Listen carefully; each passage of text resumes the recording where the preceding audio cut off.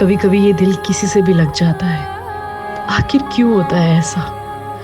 शायद ये एक रूह का पाक रिश्ता होता है दूसरी रूह के साथ, जो ना समाज की बनी दीवारों से डरता है ना नियमों को। लेकिन समाज के बने नियम, पुरानी सोच ऐसी रूहानी रिश्तों को कलंकित कर देती है और आखिर में सब खत्म हो जाता है।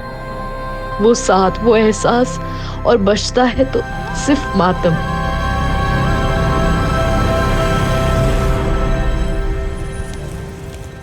अब्दुल काका। हाँ चांद, सब तैयारी हो गई है? हाँ चांद बेटा, सारी तैयारियां हो चुकी है। डिनर में किसी भी चीज की कमी नहीं रहनी चाहिए, और हाँ, मीठे में शेर खुरमा जरूर रखिएगा। बस आधे घंटे में शीर खुरमा भी तैयार हो जाएगा। ठीक है। हेलो रुक सर। अब हमसे दूर जा रहे हैं ना, लेकिन याद रखिएगा आप कभी हमसे दूर नहीं रह पाओगे। ये तो तुम्हारी गलत फहमी है। आजकल तो सिर्फ हमें एक ही का ख्याल आता है। चलो हम बाद में बात करते हैं। चांद, सब सेट है? जी अरबाज भाई, सब ठीक है। ये हीना तबस्सुम कहाँ रही? हीना तबस्सुम, और कितना वक्त लगेगा? आ गए भाईजान। कैसी लग रही हूँ?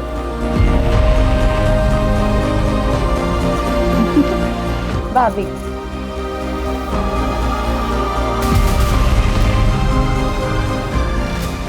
बेगम को तैयार होने के लिए थोड़ा तो वक्त लगेगा ना मियाँ?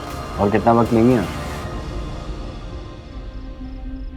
अब हमारी बहन को देखिए, कितना जल्दी तैयार होकर आ गई। एक मिनट, तेरा कॉल है। हेलो। हाँ जोया, तुम जो कर रहे हो ना चांद, इसका नतीजा अच्छा नहीं होगा। तुम्हारे लिए क्या कुछ नहीं किया हमने।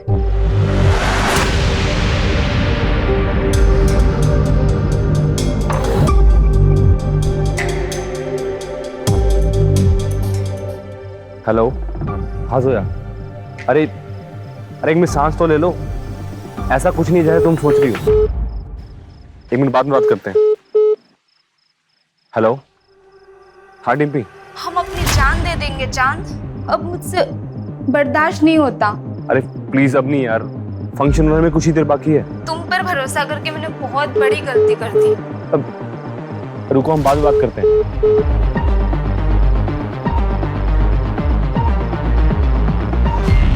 हेलो। क्या कर रहे हो?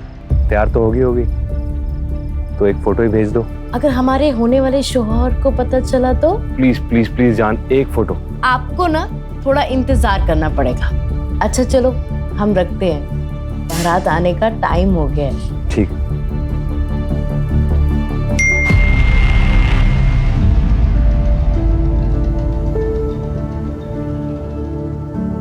ये हो गए तैयार हमारे दूल्हे राजा। हमारी दुल्हन तैयार हो गई? हाँ हो गई, चलिए अंदर।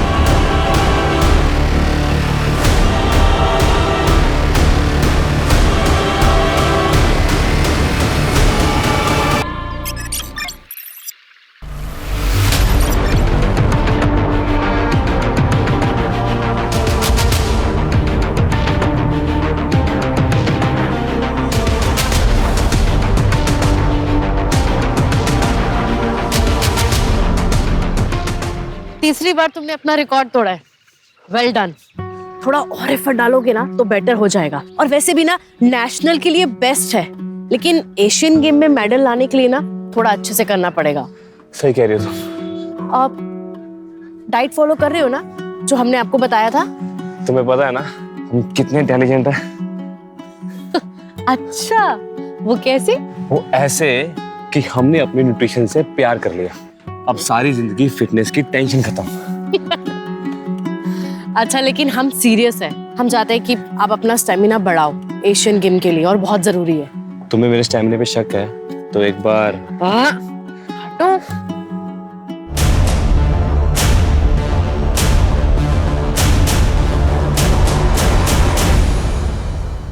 सर वो ईद की छुट्टी ली थी इसलिए हम। अच्छा, छुट्टी ली थी तो ये क्या है?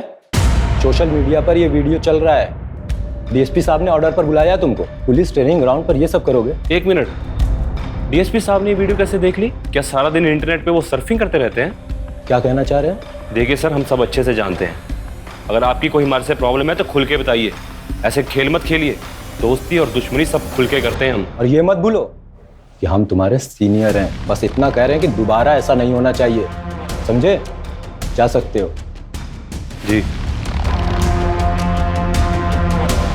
लेकिन एक बात याद रखिएगा, आप हमें चाहे कितने भी नापसंद करते हो, ऐसे छोटे मोटे बहाने करके आप हमें सस्पेंड नहीं करा पाएंगे।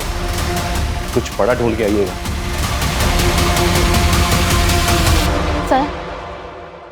सर, जी क्या हुआ बताइए। हमारा नाम रीना है।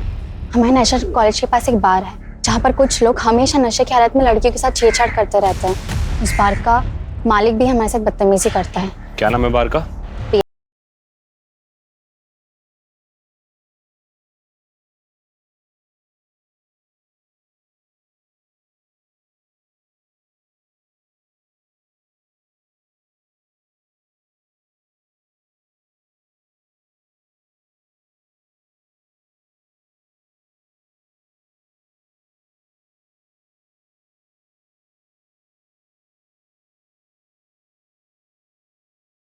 भरेगा।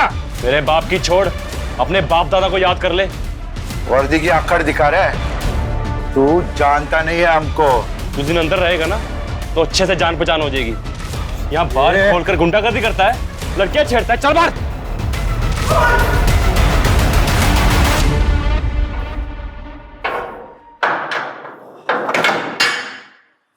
ये सब क्या चांद? कुछ नहीं सर, अपनी ड्यूटी कर रहे हैं। ये आदमी ना कहानी मत सुनाओ मुझे। और ये मत भूलो कि ये जो वर्दी मिली है ना, स्पोर्ट्स कोटा में मिली है तुम्हें। ना तुम्हारे बस की बात नहीं है सब इंस्पेक्टर बनना। जिस आदमी को अंदर डाला है ना, तुरंत रिलीज करो। सर इसके खिलाफ कंप्लेंट मिली है हमें। कंप्लेन मिली है? मतलब कोई भी लड़की आकर कुछ भी कहेगी, बिना इंक्वायरी किए मान लोगे? हाँ मिश्रा जी। Yes sir. ये सज्जन आदमी को तुरंत रिलीज करिए। यस।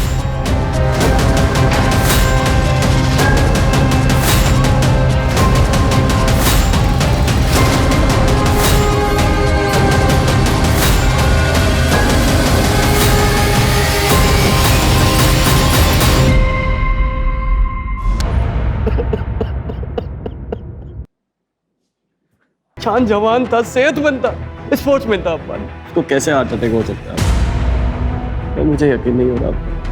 क्या चाहते हो तुम? अपने बेटे को दफनाने से पहले हम उसके जिस्म के टुकड़े टुकड़े कर दें।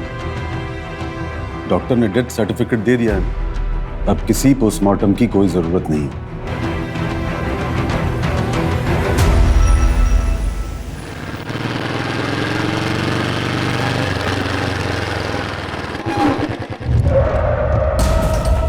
कौन हो तुम लोग?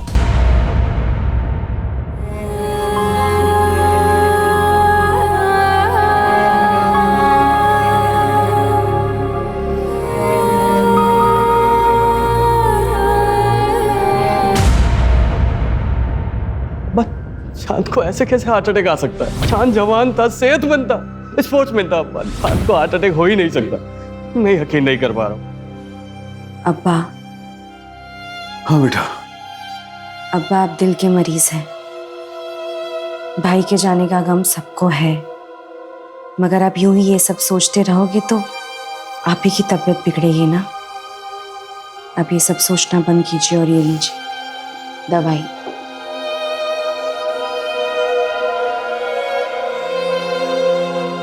आपको आपकी तबीयत का ख्याल रखना है।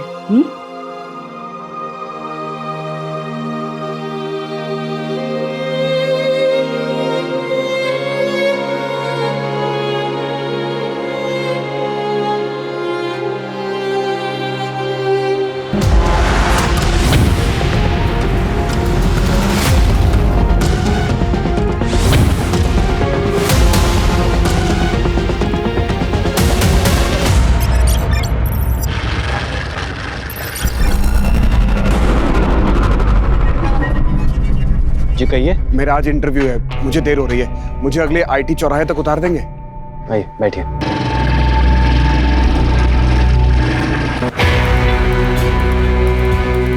Thank you sir, thank you so much.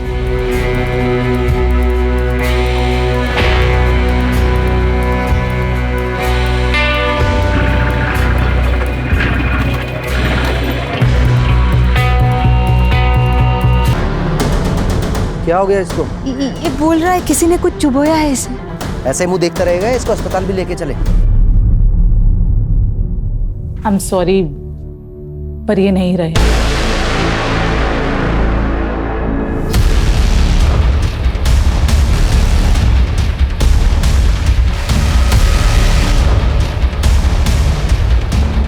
मुझे केस हार्ट अटैक का नहीं लगता है। डॉक्टर दिव्या ने हमें फोन पे बताया था कि इनके कंधे पे कोई पिन चुभोने का मार्क है। जी, यहाँ पर। कौन लेके आया इनको? हमारे खेत के पास बेहोश था तो हम ले आए। सर, ये इनका वॉलेट है।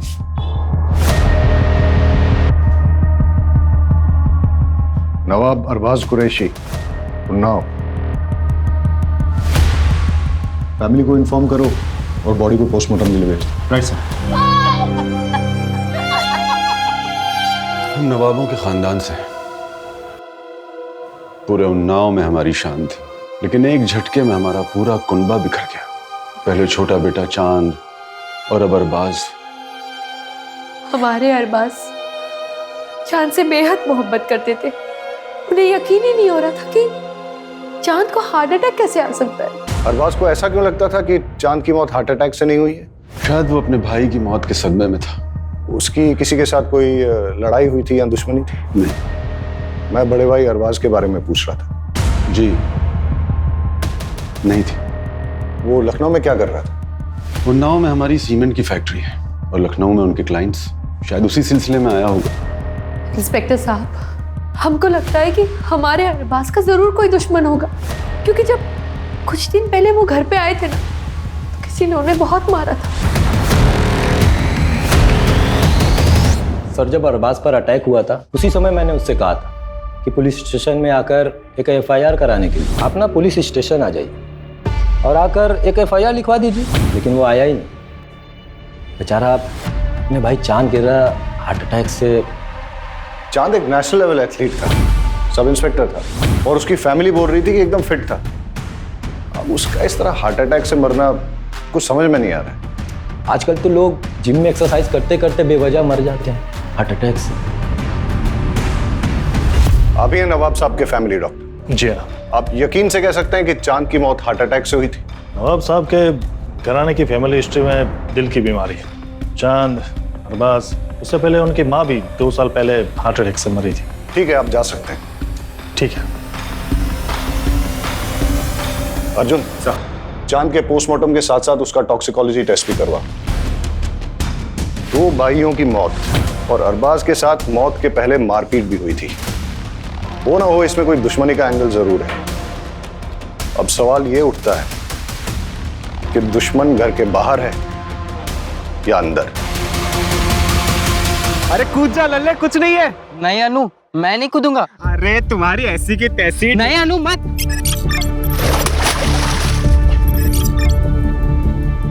अरे नौटंकी बाज।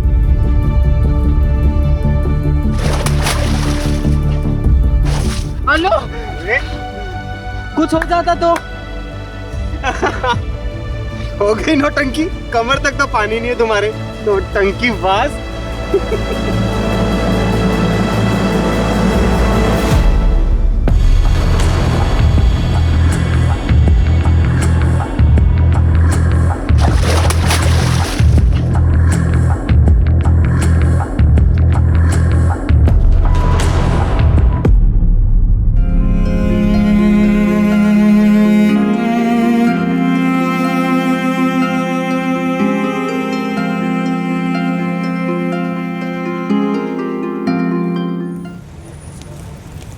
बहुत प्यार करते थे वो हमसे, लेकिन गुस्से वाले भी थे। हम उन्नाव पुलिस वालों को कह कह के थक गए थे कि चांद को हार्ट अटैक नहीं आ सकता है। हम खुद पेशे से न्यूट्रिशनिस्ट हैं, उनके खाने पीने में कड़ी निगरानी रखते थे हम। अभी अभी आपने बताया कि वो व्यवहार से थोड़े गुस्सैल थे, तो उनकी किसी के साथ कोई अनबन जिसके बारे में आप जानती हैं? शायद हमारी शादी, हम दोनों अलग अलग धर्म के थे और इस शादी के खिलाफ बहुत से लोग थे। मेरे कुछ घर वाले और चांद के कुछ जानने वाले लोग।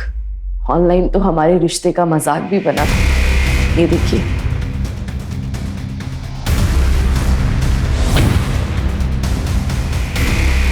ये वीडियो सबसे पहले किस आईपी एड्रेस से अपलोड हुई, किसने भेजी और किस किस को भेजी, सारी डिटेल्स निकालो। जी सर। सीसीटीवी फुटेजेस भी मंगवा ली है, शायद वहां से कोई क्लू मिल जाए। सर, ये अरबाज की पोस्टमार्टम रिपोर्ट है। ठीक, जाओ। ओके सर, पोस्टमार्टम रिपोर्ट के हिसाब से अरबाज की मौत हेवी पॉइजनिंग की वजह से हुई। ये भी लिखा है कि अगर ज़्यादा मात्रा में लिया गया हो तो महज कुछ ही मिनटों में उस इंसान की मौत हो सकती है। पता करो ये जहर कहाँ से प्रोक्योर किया जा सकता है। और हाँ, अगर अरबाज की मौत जहर देने से हुई है तो हो सकता है कि चांद को भी ऐसे ही मारा गया। अर्जुन, चांद हमारे डिपार्टमेंट का ऑफिसर था, उसके कातिलों को छोड़ेंगे नहीं। लेकिन सर, हम पता कैसे करेंगे? चांद का पोस्टमार्टम नहीं हुआ था, उसकी बॉडी को दफना दिया गया था। कोर्ट से उसकी बॉडी को निकालने का परमिशन लेते हैं, उसे इंसाफ दिलाने का यही एक तरीका है। अनु, मुझे माफ कर दे अनु। माफ कर दे? क्या किया क्या है तूने? मेरी एक गलती की वजह से हमारी दोस्ती टूट गई। वो इतनी छोटी सी बात के लिए लल्ले तू हमारे बचपन का प्यार, बचपन की दोस्ती सब भूल जाएगा? बेवकूफ इंसान। इधर आ। हमारी फोर्स का होनहार ऑफिसर था, फिर भी मरने के बाद भी उसे चैन नहीं मिला। इंस्पेक्टर राकेश के साथ चांद की कुछ प्रॉब्लम चल रही थी। अपने राकेश साहब जो है ना, बड़े साहब, खाने पिलाने वाले आदमी थे, और चांद साहब एकदम सीधे साधे। उनके बीच में कुछ तो झगड़ा चल रहा था। सुन, जो फाइल के पन्ने पलट रहा है ना, बंद कर दे, और जो कर रहा है ना, वो भी करना बंद कर। हम क्या कर रहे हैं सर? सस्पेंड करा देंगे तुझे। नहीं करा पाएंगे सर। आखिर उड़ते हुए तीर को कौन न्योता देता है? चांद और उसके बड़े भाई अरबाज दोनों ही जुगनू और तबस्सुम की तलाक करवाने के पीछे पड़े थे। इससे तो मेरा अब ये जूता बात करेगा, क्योंकि वो दोनों जुगनू को पसंद नहीं करते थे। क्या प्रॉब्लम थी जुगनू के साथ? जुगनू ने झूठ बोल के शादी की थी। ना वो नवाब है और ना ही पैसे वाला। दिन भर आवारागर्दी करता रहता है, अयाशी करता रहता है। पता करो ये जुगनू कहाँ टिमटिमाता है। Right sir.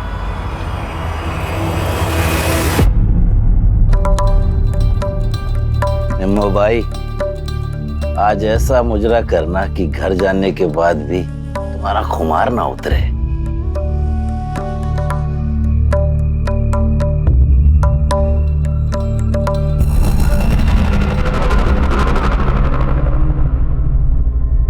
यहाँ तो ताला लगा हुआ है। नजाकत ने लूटा शराफत। पुलिस हमारे घर? चल अंदर बैठ। अरे ये क्या बदतमीजी है? चल।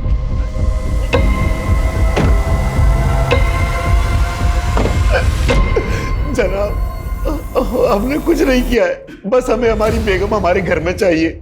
हम उनसे बहुत मोहब्बत करते हैं। दोनों भाई तेरे खिलाफ थे। चांद जो कि पुलिस ऑफिसर था, पहले तूने उसको मार दिया, और साथ ही साथ नवाब साहब की प्रॉपर्टी का एक हकदार कम कर दिया, और फिर मौका मिलने पर उसके बड़े भाई अरबाज को भी रास्ते से हटा दिया तूने। तो तेरा तलाक भी नहीं हो सकता तबस्सुम से। लाहौल में लकूवत, हम उनका खून कैसे कर सकते हैं साहब? तो चांद की पोस्टमार्टम रिपोर्ट आ गई है, उसे भी वही जहर दिया गया है जो अरबाज को दिया गया था। दोनों भाइयों की मौत से सबसे ज्यादा फायदा किसको हो सकता है? सर, मुझे तो लगता है हमें जुगनू पर नजर रखनी चाहिए। रखो। और कुछ पता चला? सर, हम अरबाज का कॉल रिकॉर्ड चेक कर रहे थे। पता चला कि वो एक सीबीआई ऑफिसर के साथ टच में था। नाम है सदानंद भोसले। अच्छा, भोसले साहब से अपॉइंटमेंट लो, मिलते हैं। सर, तुम्हारे सोशल मीडिया का पेज नैना और चांद के खिलाफ हेट स्पीच से भरा है। क्यों भाई, क्यों किया ऐसा? सर, मैंने लिखा और वो वीडियो भी वायरल की। इसमें क्या गलत किया सर? नैना मेरी कजन है। अगर मैं अपने घर की इज्जत नहीं बचा सकता तो किस काम का हूं मैं सर? ये लोग हमारी बहन बेटियों को भड़का रहे हैं सर। इसलिए चांद को रास्ते से हटा दिया, मार दिया उसको तुमने? गुस्सा तो बहुत आता था उस पे, ऐसे देख के खून खौलता था। लेकिन मैंने उसे नहीं मारा सर। हमारे पास आई विटनेस है जिसने तुमको चांद के साथ लड़ते हुए देखा है। अबे हीरो, चल निकल यहाँ से, वरना तेरी सारी रंगबाजी यही निकाल दूंगा।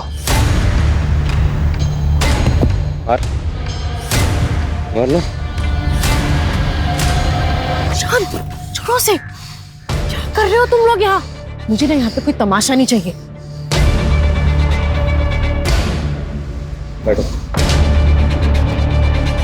सर, उन लोगों के साथ कुछ भी होता है तो पूरी दुनिया ह्यूमन राइट्स के नाम पे खड़ी हो जाती है। हमारी बहन बेटियों के साथ जो हो रहा है उसका क्या सर? नफरत से सिर्फ नफरत फैलती है। एक पुलिस ऑफिसर था वो, जो देश के लिए मेडल लाने की कोशिश कर रहा था। मार दिया तुमने उसको, और फिर उसके मर्डर को छुपाने के लिए उसके भाई को भी मार दिया।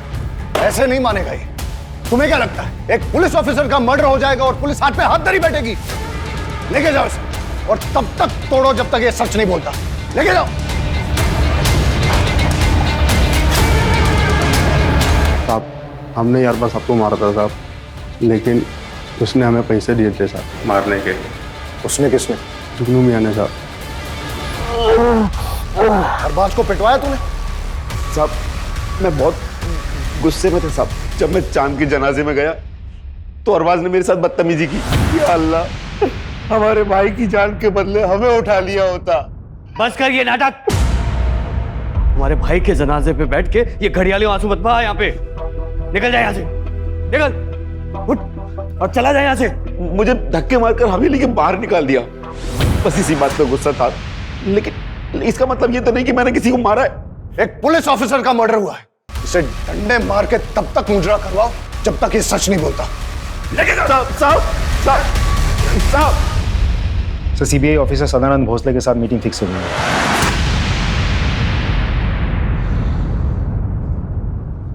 अरबाज ने मुझसे बात की थी।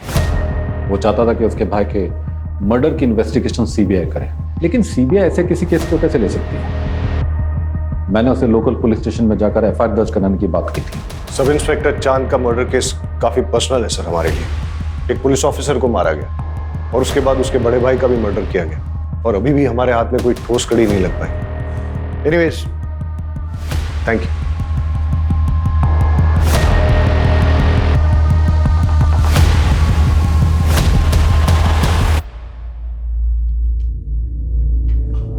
अवस्थी साहब, थोड़ा ध्यान रखिएगा। उस मर्डर केस की पुलिस जोर शोर से जांच कर रही है, कहीं बुझती हुई चिंगारी सुलगती हुई आग ना बन जाए। केस के लिए जरूरी है इसलिए तुमसे पूछ रहा हूं, क्या तुम्हारे और चांद के बीच में फिजिकल रिलेशंस थे? नहीं सर, हमने डिसाइड किया था कि जो करेंगे शादी के बाद करेंगे। लेकिन आप ये सवाल क्यों पूछ रहे हो? इससे उसकी मौत का क्या वास्ता है? जांच में हमें यह पता चला है कि चांद उन्नाव के बाहर एक केमिस्ट से रेगुलर तौर पे सेक्सुअल परफॉर्मेंस की दवाइयां खरीदता था। इंस्पेक्टर साहब, आप लोग यहाँ? आपकी हवेली की तलाशी लेनी। सर्च वारंट है हमारे पास। अर्जुन सर, सर्च करो।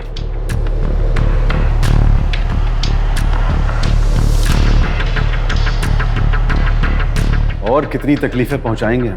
जाइए यहाँ से, अकेला छोड़ दीजिए हम सब, बंद कीजिए ये सब। आपके दोनों बेटों की हत्या हुई है और आप चाहते हैं कि हम इन्वेस्टिगेशन बंद कर दें?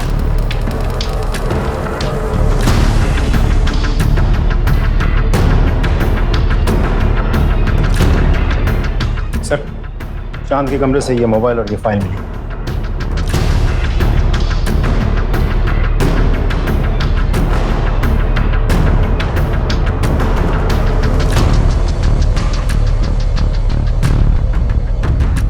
इंस्पेक्टर राकेश अवस्थी से मिलना पड़ेगा। आपका चांद के साथ कोई प्रॉब्लम चल रहा था तो आपने उसे मरवा दिया, और फिर इस मर्डर को छुपाने के लिए चांद के बड़े भाई अरबाज को भी मरवा दिया। ये सब बकवास और बेकार की बातें हैं। ये डॉक्यूमेंट्स देखिए। चांद ने ये सबूत इकट्ठे किए थे कि 6 महीने पहले एक लड़के को आपकी कस्टडी में टॉर्चर करते हुए आपने उसे मार डाला। सर क्या कर रहे हैं? अगर इसका लाइसेंस एक्सपायर है तो अगर इसे जान से मार देंगे। तुम मेरे बीच में टांग अड़ाना बंद कर। निकल यहां से। मैंने कहा निकल यहां से।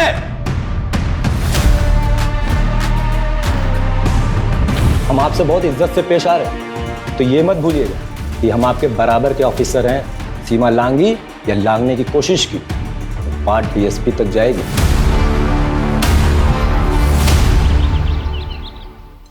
वहीं रुक जाओ, वहीं रुक जाओ। अगर हमारा बेटा तुम्हारे प्यार में नहीं पड़ा होता ना, तो आज वो जिंदा होता।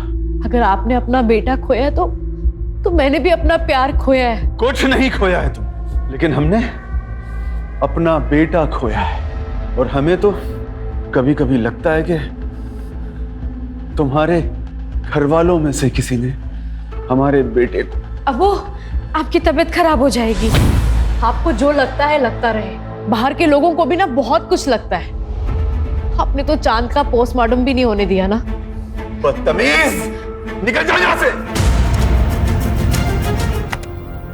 आज के बाद कभी भी मेरी बेटी के आसपास भी दिखाई दिया ना तो जान से बर्बाद। रिद्धि से प्यार करते हैं हम, आपको जो करना है वो करिए।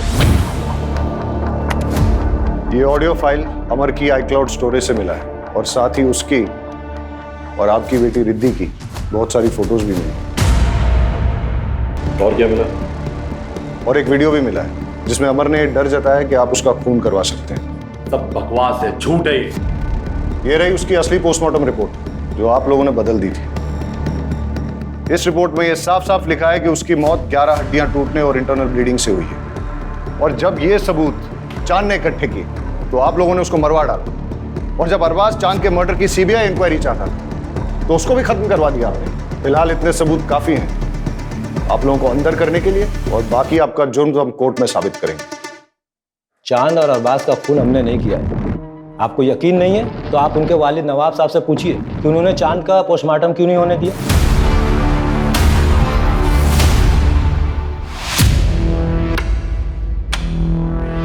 कैसे हैं इकबाल साहब? ठीक है। अभी हमें जब पता चला कि इकबाल साहब को हॉस्पिटल लेके आए तो हमने सोचा कहीं इनके साथ भी ऐसा ही तो नहीं हुआ जैसा इनके बेटों के साथ। नहीं सर, नवाब साहब को सिर्फ दिल की बीमारी है। नहीं, उनकी जो लेटेस्ट रिपोर्ट्स आई है उसके हिसाब से लग रहा है कि बहुत दिनों से उन्होंने अपनी दवाई नहीं ली।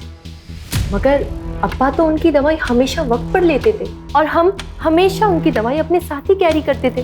वक्त पे वक्त अगर जरूरत पड़ गई तो आप हमें 2 मिनट दीजिए, हम लेकर आते हैं।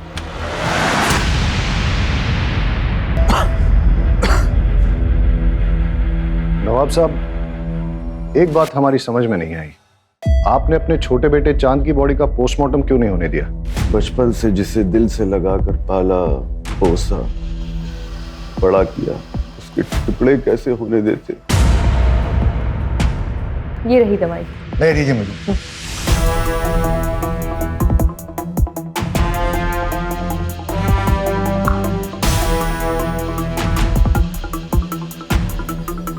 सर ये तो शुगर है, चीनी है ये। कौन देता था इन्हें दवाई?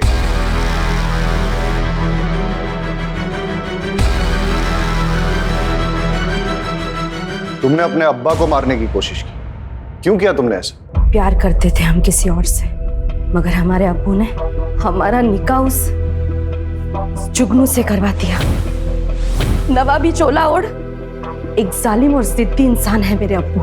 और तुम्हारे भाई? उन्होंने भी नहीं रोका इंस्पेक्टर साहब मेरे अब्बू को। चांद भैया ने खुद के निकाह के वक्त तो किसी की भी नहीं सुनी, मगर मेरे निकाह के वक्त उनके मुंह में दही जम गया था। नफरत हो गई थी हमें उन सब से। अच्छा हुआ दोनों मर गए, काश मेरे अब्बू भी मर जाते। मर गए या तुमने मरवा दिया? नहीं इंस्पेक्टर साहब, चाहने में और करने में फर्क होता है। हमें नफरत जरूर थी मगर हमने नहीं मारा उन्हें, सच्ची।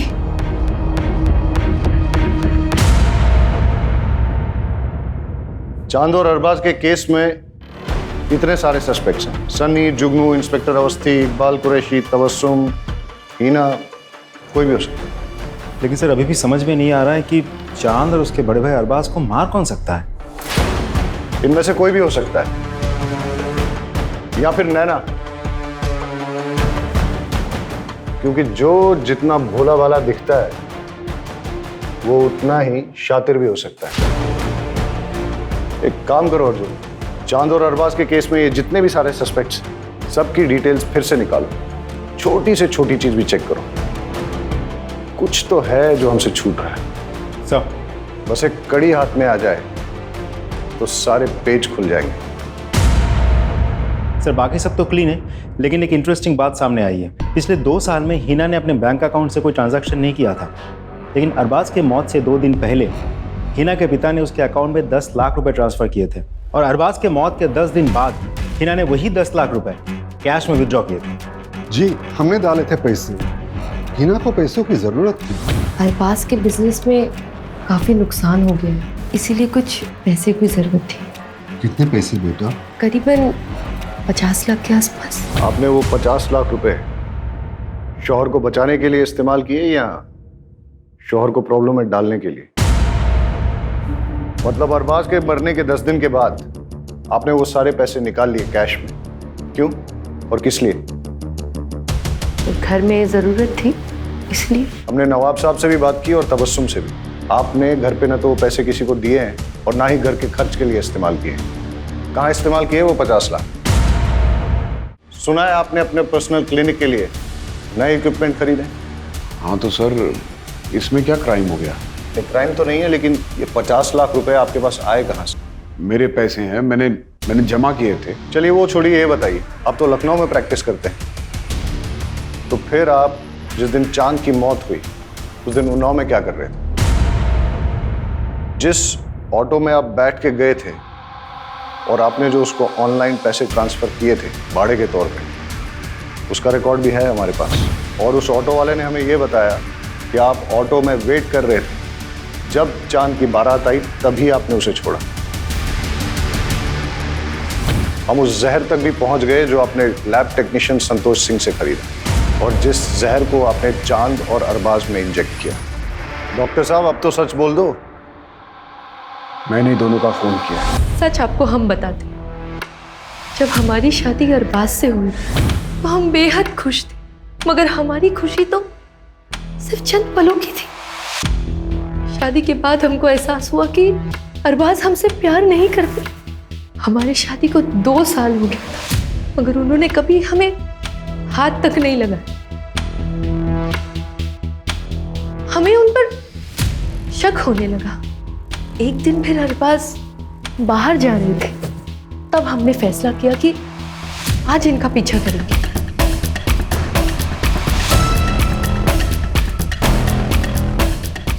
अरे लल्ले, आज तुम हमसे मिलने आए हो? हमने देखा कि हमारे शौहर एक मर्द के साथ मोहब्बत कर रहे थे। पागल है क्या तू? मरना है तुमको? I love you too लल्ले।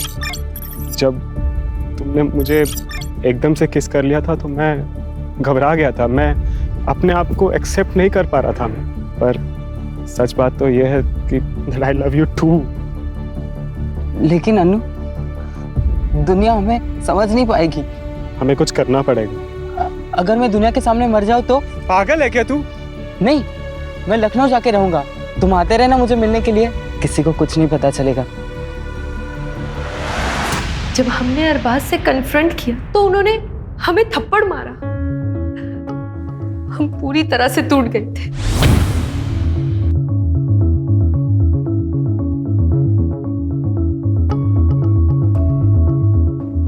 क्या हुआ भाभी, आप रो क्यों रही हैं?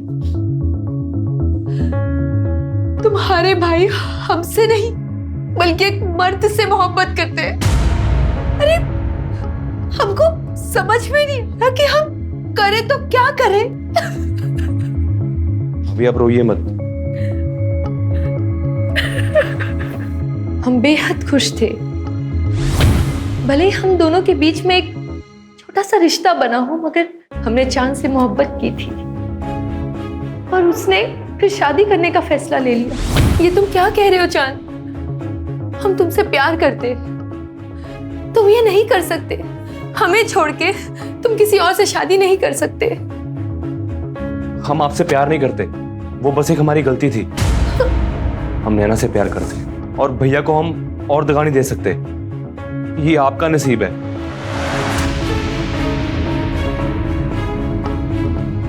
एक भाई ने हमें तन्हा कर दिया और दूसरे ने हमारा प्यार किसी और को उठाकर दे दिया। ये देखकर हमारी तो इतनी ठेस पहुंची कि हमारा दिल पत्थर का बन गया साहब। जब एक इंसान का दिल पत्थर का बन जाता है ना, फिर इससे कोई फर्क नहीं पड़ता। हमें रत्ती भर भी अफसोस नहीं हुआ ये फैसला लेते हुए कि अब हम इन दोनों को मार देंगे। ऊपर वाला आपको दोनों जहां की खुशियां अता फरमाए। अरबाज को उसके भाई के खून के बाद तड़पते हुए देख के बहुत खुशी हो रही थी हमें, मगर अरबाज के सर पर तो अपने भाई की मर्डर की इंक्वायरी करने का भूत सवार हो गया। बस फिर क्या, अरबाज और उसके भूत दोनों को साथ में दफना दिया। जी कहिए। मेरा आज इंटरव्यू है, मुझे देर हो रही है, मुझे अगले आईटी चौराहे तक उतार देंगे? हाँ बस यही रोक दीजिए। Thank you sir, thank you so much. मैं उस दिन जानबूझकर हॉस्पिटल देर से पहुंचा। अरबाज की मौत भी हार्ट अटैक ही साबित होती। मासूमों का बहाया हुआ खून कभी भी खामोश नहीं रहता। एक एक खून की बूंद गवाही देती है। अब जिंदगी भर जेल की चारदीवारी के बीच बैठकर सोचना किसका गुनाह बढ़ा।